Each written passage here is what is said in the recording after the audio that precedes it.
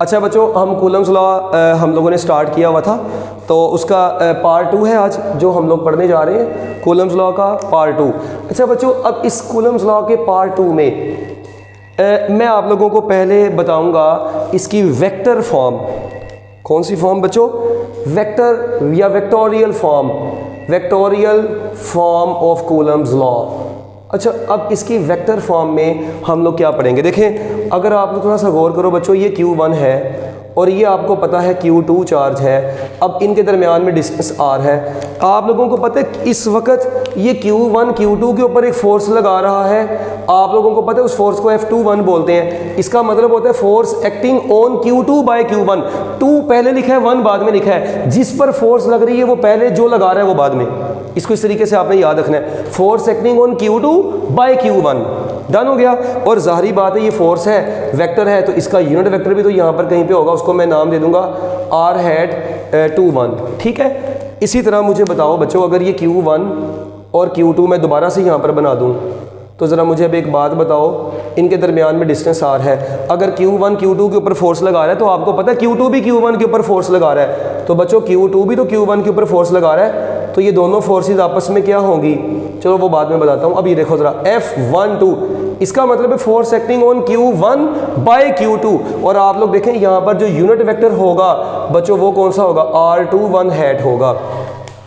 इसका मतलब ये हुआ कि मैं यहाँ पर कह सकता हूँ कि दोनों चार्जेस के दरमियान में यहाँ पर अगर फोर्स Q2 पर लगेगी बाय Q1 और अगर फोर्स Q1 पर लगेगी बाय Q2, यानी ये है force on Q2 by Q1। जबकि बच्चों ये वाली फोर्स कौन सी है? Force on Q1 by Q2।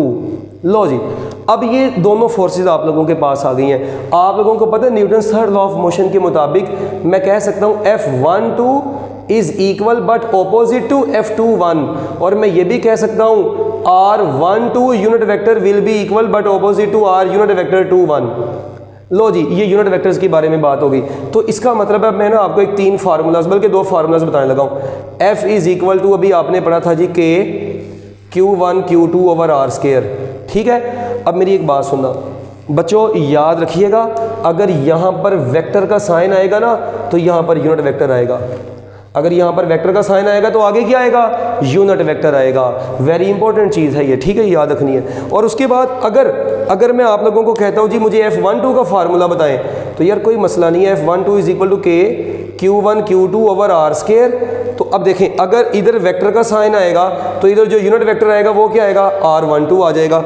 और अगर मैं आप लोगों को कहता हूँ जी फोर्स F21 बताएं, तो वो K Q1 Q2 over R square. अब देखिए, अगर यहाँ पे वेक्टर का साइन आएगा तो यहाँ पे जो यूनिट वेक्टर आएगा वो R21 यूनिट वेक्टर आ जाएगा।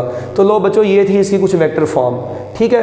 अब हम लोग चलते हैं वेक्टर फॉर्म के बाद हम लोग इससे अगली जो बात की तरफ चलेंगे वो है इफेक्ट ऑफ डाई इलेक्ट्रिक। ठीक है जी, इफेक्ट ऑफ डाई इलेक्ट्रिक। अब डाई इलेक्ट्रिक का, किसी भी डाई इलेक्ट्रिक का कूलम्स फोर्स के ऊपर क्या इफेक्ट होता है? So effect of dielectric. अच्छा जी, डाई इलेक्ट्रिक बच्चों एयर के अलावा जो भी मीडियम आप लोग ला के दोनों चार्जेस के दरमियान में रखेंगे वो डाई इलेक्ट्रिक होगा। अच्छा, अब आप लोगों ने डाई इलेक्ट्रिक को थोड़ा सी देखें।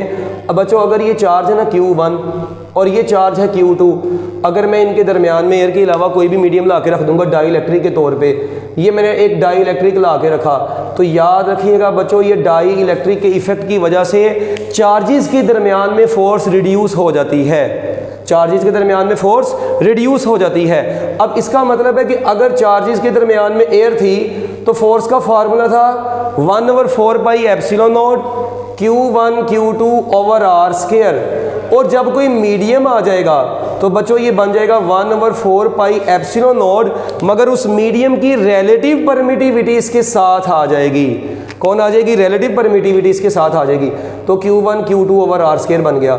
अब ज़रा आप लोग थोड़ा सा गौर करें, अगर मैं इन दोनों को डिवाइड कर दूं, मुझे ये बताना ज़रा, F air divided by F medium.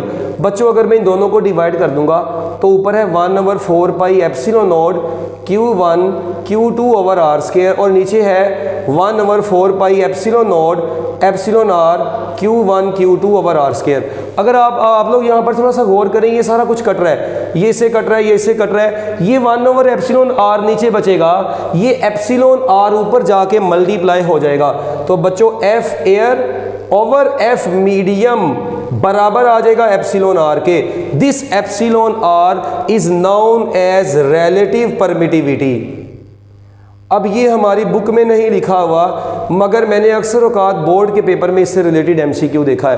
अब आपको पता है ये रिलेटिव परमिटिविटी, एक तो ये बात कि रिलेटिव परमिटिविटी कभी भी 1 से छोटी नहीं हो सकती है, can not be less than 1। एक ये बड़ी इंपॉर्टेंट बात है बच्चों, ये कभी भी 1 से छोटी नहीं होगी। उसकी वजह क्योंकि मीडियम ला के रखने से फोर्स रिड्यूस होती है। It means F air is always greater then F medium.